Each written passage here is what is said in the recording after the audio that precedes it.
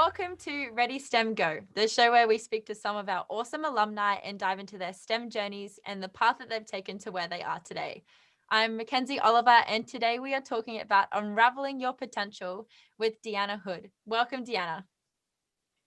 Thanks, Mackenzi. Good to be here. Awesome to chat. I'm really looking forward to getting into it. So Deanna is a powerhouse of a robotics engineer, graduated from QUT as a medalist mathematician and electrical engineer. She graduated high school just after turning 15 and has not slowed down since. She completed her master's in robotics and computer vision on a full scholarship from the European Commission, studying at 4 different universities in as many countries. Following her studies, her impressive and varied list of project involvements include brain-controlled cars for people with physical disabilities, robotic learning partners for children, and low-cost electronics for use in developing countries, which she covers in her very own TED Talk. She's always seeking to promote the perception of STEM careers in the public opinion and drives to advance society with tech. Presently, Deanna is a senior robotics engineer for a bioprinting company based in Sydney. Good to be back in Australia, actually. I wasn't sure. I've been in Silicon Valley the last few years, and it's similar enough to Australia, but it's still really different being in the US. And in Europe, of course, it's like a whole nother thing. And so my accent's a bit of a mess by now. But to be back in Australia is a big relief. Like it's nice. I really like the culture here. So. Well, welcome back to home shores. I'm sure everyone is excited to have you here. So Jenny, we like to start off the show by each sharing like a little STEM story that's either inspiring, epic, or just plain crazy. I'll start off with mine first. Mine's actually, I'd say it's pretty inspiring. There's a QUT research team that's developing an algorithm to detect and report misogynistic tweets. Instead of having the onus on users to like individually flag and report these like hurtful comments, this algorithm is now able to detect. Obviously, it's very difficult through all the jargon and things people use in internet lingo, but it's making it a lot easier and making the internet a better place for a lot of people. And then they're hoping to branch it out into comments that might be racist or derogatory towards people with disabilities. So very exciting, very wholesome. Really excited to see how that one goes. Have you got a inspiring, crazy, or epic STEM story for us today? I'll just say that's a pretty clever application. Like every day you hear about a new application of AI, hey, and that one I hadn't heard of before, so I'm glad you shared it. The thing that's been exciting me lately is I've been teaching online in a remote setting, and normally I'll use a tablet to do that, and it'll like display my writing digitally on the computer for the students. But the tablet wasn't working the other day, and so I managed to find online a good backup plan, which involves a CD and just the webcam normally, because through the magic of optics, if you have it on a 45-degree angle, let me see that. Oh, here we go, there we go. Then it'll project down onto the keyboard. So you can use that kind of as an overhead projector and do the maths around that. I also use a compact mirror, gives a better image than a scratched up CD, but definitely comes in handy. Absolute Zoom hack. I'm sure some people will be able to use that in the future instead of having to awkwardly scroll across the screen as well using your mouse or something. But no, very cool use of optics. So we will dive straight in. Again, what an awesome introduction. There's so many things to pull apart there. But first of all, you started university at such a young age. What real standout opportunities did you see yourself taking once you got to university? Well, I was busy, I suppose, like busy being a student, but then all of the other extra stuff that I enjoy doing. I think that you never really know which of the opportunities is going to be like a standout opportunity. So I did my best to just be involved in whatever I could. And that for me is kind of like my natural instinct anyway. I guess it aligns with the curiosity that I always have. And so whenever any speakers were coming about, even about subjects that I didn't know anything about. I like to be in the room and have 90% of it go over my head, and maybe like 10% of it I can relate to something that I've learned. So those are more on the technical side of opportunities, hearing about different projects, but also in the educational sense, at QUT, there have always been a lot of these student clubs. And so there are events for those that you can meet different people, and sometimes you meet people from industry themselves. And so they'll come and speak, or you can do networking at different cocktail events.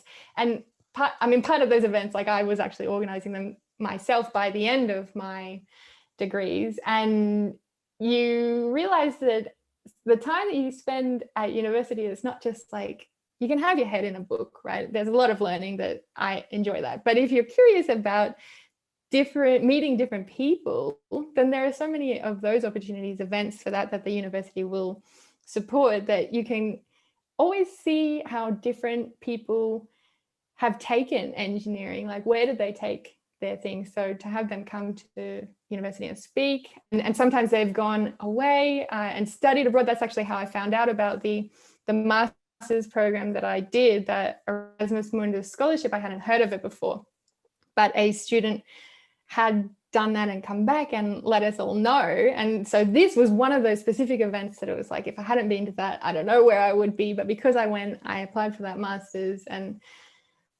it did sort of definitely shape my life just from that one kind of seminar. So those coincidental interactions, you never know which one's going to be like the game changer. Yeah, 100%. Like, it's about being curious and saying, yeah, like, oh, what's going on over there? That looks kind of interesting.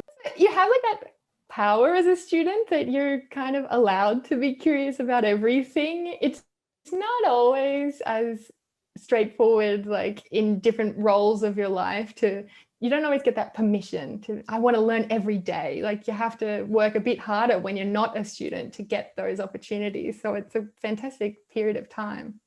Yeah, like a melting pot of like people, yeah, as you said, taking even specifically engineering and all these different directions. Oh, what have they done with it? What have they done with it? And yeah, you never know when that, one conversation or one interaction or something is going to lead to something that will alter your entire trajectory. Yeah, so all those opportunities that you speak of, how did you find to equip yourself for going along to all those different events and options like that? For me, I think it helped that I could relate the stuff that I was learning to. I know that there's been a lot of development in the engineering curriculum, that this is done in the classroom as well, but that you can see real life applications of things, it's invaluable. And the more of those you can collect in like your sort of, I don't know, imagination toolkit, the more you're like, wow, I can do anything with this degree. So that, I think, sort of set me up for I don't want to say vision, but that you can be like, wow, I could go anywhere with this type of work. And I certainly have like snaked around, right? Just finding different applications that I was drawn to. Because the more you expose yourself, like you said, that imaginary toolbox, like the more you can fill it and see, wow, okay, I have the skills and the ability to do all these different things with what I've got in here. And until you know what you can actually put that towards by exposing yourself, 100%, I agree. Thankfully for me, actually, like when I finished, because you mentioned that I finished high school a bit early and I started university straight away. So I really wasn't thinking too much about like my career when I made this decision. I was like, I like maths. Like, where can I get the maths? And I did a maths degree. Yeah. And they're like, if you like maths, maybe you'll like electrical engineering. I was like, sold. and easier sell. Yeah, pretty much. And they were right. Like, I love it. And then along the way, I also found that I enjoy applying it to things. But I was just like, I just want to do maths every day. No, beautiful. And it's so good to hear that I love this. I'm just going to chase it. I think that's something more people should do. Yeah, honestly, it sounds easier than it is. Like, it's tempting. I think when you know more about what you want to do in terms of like impact, it can almost like drag you in a different direction. So if I knew that I wanted to help children with like handwriting difficulties, maybe if I knew that earlier on, I would have been drawn to like an occupational therapist or something where it was more direct, that impact. But because I was just like obliviously like, I want maths, I'm glad that I took a more indirect path to that. Mentioned before, you were saying like, yeah, working with the children with their handwriting disabilities. We'll dive into that a bit more, because that is an opportunity that perhaps, yeah, you wouldn't have seen when you started. So what about these kinds of different, opportunities that maybe aren't there from the start? We see a lot of things that maybe employment opportunities are disappearing as robots and AI become to develop more and more. Like, what do you see that kind of impact of finding a job that maybe doesn't exist? Yeah, you have to, I suppose, be comfortable with that uncertainty. And there is a bit of like trust in that none of us know how we're going to apply our skill sets. And even if you think you do, who knows, like the industry could have totally changed by the time you get to that point. And that's where it's nice that in this specific, so I'll tell you a bit more about this project in Switzerland, where there was I purchased a robot off the shelf and configured it as a robotic partner for children with handwriting difficulties. And so this was one that it would write badly, and then children would teach it how to write, so that through learning by teaching, they would, enjoy the idea of practicing handwriting rather than being corrected all the time. And so this is one that, depending on how you look at it, you can think like, okay, helping children with handwriting is maybe a role that traditionally would be for teachers or occupational therapists, and now we have put a robot in their place. And for this specific application, it's more shifting the role that the teacher plays in that, and more leveraging the human qualities for what humans are best at. And in this case, it's like deciding what treatment strategy or like educational program is best for this child specifically. And then the robot is there to fill gaps that, in this case, a teacher specifically wouldn't have been the best handwriting partner for a child in this context, because they can already write well. So the robot did fill this gap there that shifts the role that the human plays. But for other applications, it's that we're putting robotics in place of roles where, humans are able to do them, but they're repetitive or dangerous tasks that we would rather have humans using their time on things that are more difficult for robots to do. Use the robots in a place that is like repetitive, dangerous activities. So it's interesting that you can find those niches for robotics that we're not always like replacing humans, we're building them up to a different role that I think like better leverages what humans are good at. Yeah, like having that teacher focus more on those empathetic connections with the students. And as you said, like they can understand better what strategy a student may need, and just giving the student time to just practice and work with that robot when maybe they didn't have an opportunity to have someone sit with them one-on-one.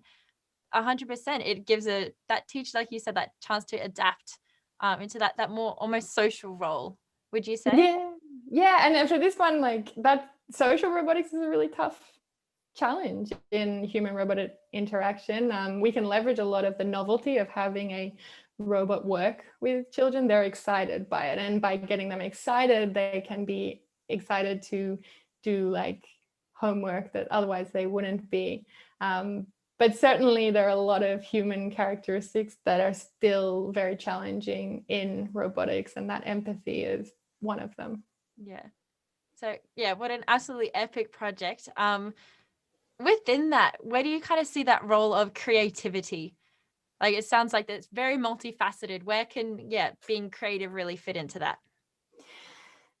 I think it's at a number of different levels. So the top level is kind of what we were speaking about finding a way to match your skill set to an application. Like the same skill set of being a roboticist, I can apply it to a million different things.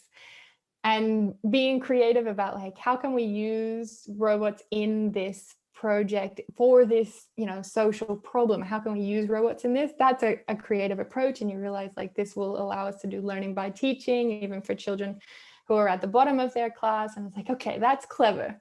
Yeah. But then there's also then each layer below of like the implementation of that creativity comes into those as well. So it's like, yeah, we want to have a robotic partner. How are we going to do that? We need a robot that can write, but robots that are able to hold a pen are not really designed for working with children. But robots that are designed for working with children, they're friendly, they're lightweight, small, they're cute. Not great at, yeah, cute, exactly, approachable, and they have flashing lights. They're not great at holding a pen. And so for us, that involved creativity to think like, ooh, how do we make the most of this situation? And what we ended up doing is actually involving more technology. We took the friendly robot. That was an easier starting point. You take the friendly robot and somehow get it to be able to write, which for the purpose of, because we were working with children, it didn't actually have to be holding a pen.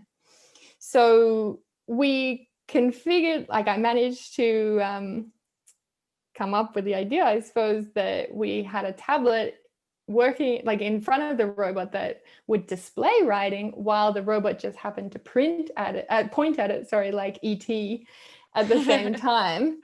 And the words would appear, and as far as the child knows, like the robot was doing the writing, and they didn't question it. Like obviously they were kind of like, how's the robot do that? And we just said, it just tells the tablet what it wants to write, and that was enough. Magic of technology. Yeah. So we could capitalize on, I suppose, that innocence of working with children, to bring this creative approach that, we made the system a little bit more expensive by adding a tablet, but overall it was much cheaper than buying a robot that's capable of writing and making it user-friendly, or if the user's a child. So there's that level of creativity, but then it's like, how are we going to implement that? And there's going to be creativity at every stage of like, when you get more granular about the implementation details of that, it's always going to involve, really, it's problem solving. I find that like problem solving and creativity, they go very hand in hand. And probably at the lowest level, you've got like, how are we actually going to run these interactions with a child? And on a demo day, I don't know if you've had this experience, but things don't always go to plan. So there'll be troubleshooting. Maybe they're supposed to be talking to each other. They were talking to each other yesterday, the tablet and the robot, but today they're not. And that troubleshooting loop, you've got problems to solve. You're gonna have an easier time if you can be creative about that. Like, what could be the thing here? Oh, we're using a different Wi-Fi router to yesterday. This like creativity, it's all of the way through the layers, I think, of these engineering projects. A massive creative onion. Good point.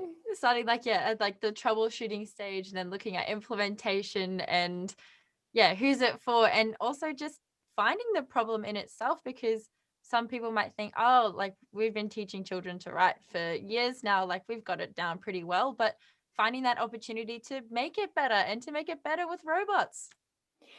And I wish like once you solve all of those problems, like I wish that would be the end of it, but it's not. Like then you find, okay, our manufacturer has changed some standard, or they've gone out of business and we need to change that. So there are always problems to solve. And thankfully that actually makes me excited. Like I consider that a good day at work if there's a problem to solve. So I'm in the right career, I think. Yeah, like it's never going to be like very static, like these.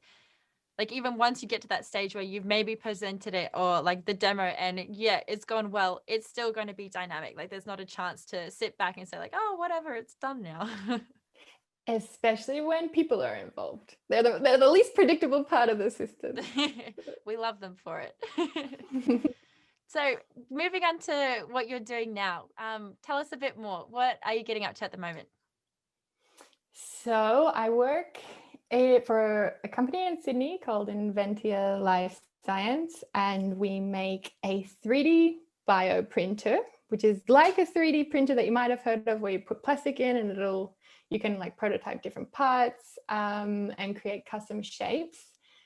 It's the same concept, but for biologists or bio researchers. And so we have our 3D printer that prints little cell structures. And these can actually be cells that researchers have chosen specifically to, for example, print micro replica tumors. For example, a cancer researcher can print lots of little tumors using cells that they've actually retrieved from a cancer patient, so that then they can test a number of different drug approaches to see which will actually work for that patient. And so this is, to me, an extremely exciting concept that we can bring technology to come to the aid really of cancer researchers. Like I love how it leverages where I like being. I like being on the technology side, but to assist people who they have their focus. Their focus is on doing this research that traditionally they do in like 2D petri dishes, but in our body we have 3D structures. And so having technology that allows for this reproducible 3D modeling of tumors, I find it like a really great fusion of something that I love doing and a reason for doing it that I find very exciting, really, when you think about the impact that this can have. Like, it is exciting that we can make people's lives better, and that I can do that by writing code. So I actually work on the code for the electronics of this system, and that's where I like to be. So even as a technologist compared to the researcher, I enjoy being here, but there are so many technologists that I work with, and they all have different interests. So we work with chemists and biomedical engineers to design the different gel systems that go into this, and also mechanical engineers for the whole printing system that's inside the printer. I do like the firmware side, that's the code inside the printer. Other people are designing, the electronics for it, or the stuff that goes on the computer that users interact with. Everyone has their area of focus that they enjoy. And it's not just like you randomly divvy them up. They love that work. And so they're better at that. They're better suited for that role. I love the work that I do. And so I'm well suited for this role. And it's just about finding that nice match. I'm amazed at how well that lines up with enjoying what I do day to day, and then the bigger picture of like, why am I doing this? Your skill set, your specialty, and then seeing that impact, that twofold is probably a very fulfilling space to be in, isn't it? Absolutely. And you might be wondering, like, does robotics come into this? And that's where it's like the creativity still within this like application of this 3D bioprinter. Well, then if you bring creativity into this, like now we're working with a burn surgeon to put skin cells into the printer and have those delivered via a robotic arm onto burns patients to speed up the recovery of people who have been burned or have wounds for other reasons. And so it's the same technology of the bioprinter, but now we're not using it with the focus of, well, we are still using it for the focus of cancer research, but additionally for treatment of severe burns. And so like, that's just the beginning, right? And so it's, for me, it's such an exciting role to be in, and that I can do, like, bring my robotics skills to this type of application. I'm very happy. See, like, this works here and this works here and this can apply here. Just, it's so clear that you're so excited about it. So glad that you managed to find that spot, that space that you've made for yourself. Yes. So before we close off, we'd like to do like a little reflection. So obviously you've had all these awesome opportunities and experiences.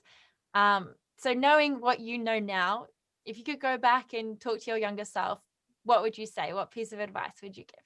A big thing that I learned, and I'm glad that I learned it when I did, because I don't think I would be as happy as a different type of engineer. I like doing what I do and finding what you enjoy doing. Is the advice that I still give to other people. And you can get that advice, I think, through like these different mentoring exchanges. Still in, now I'm like 10 years on, I still find mentors where I can, and I ask them like, where do you think these things are going? How can I improve how I interact with people? And like there, you can learn from people your whole career. And where there are gaps for that, there's an opportunity for you to like, you can bring people in. Like I'm always interested, if people reach out to me, I will of course like work with them, and in terms of like a mentoring relationship. And that's where you sort of can take the lead on some of these things. So when I was at university, I wished that I had more relationships with other people in different year levels so that I could understand these types of things that I was questioning about my degree. And that didn't exist. And so I created a mentoring program with the support of the university that would bring different, in this case, like women in engineering, women students to work through different, just to know that there are other people with the same types of thoughts as you, can be very refreshing, validating, I think. And so you can always find those types of mentors if you put some effort in. Sometimes they'll be given to you, but sometimes with a bit of effort, it really pays off because they've got so much wisdom, right? And maybe you don't even have to meet with them directly. I've been getting a lot of like this wisdom just from reading books lately, because I'm not likely to bump into, say, Oprah Winfrey on the street, but I can read her book and one day and learn, yeah, and learn from what she's gone through, and other women engineers. The challenges with perfectionism. It's really great to hear people put that on paper and you're like, oh, I can relate to this and I'm not alone in this. And they have strategies for how to connect. And so that's, I think, a big piece of advice is that you can always just keep seeking advice. And the cool thing is that you can find eventually, like, I know that you've noticed that I've like landed on something that is such a cool fusion of what I enjoy working on and the reason for doing it. But more than that, I have been so lucky in the project that I'm on that I've been met with people who I really love working with.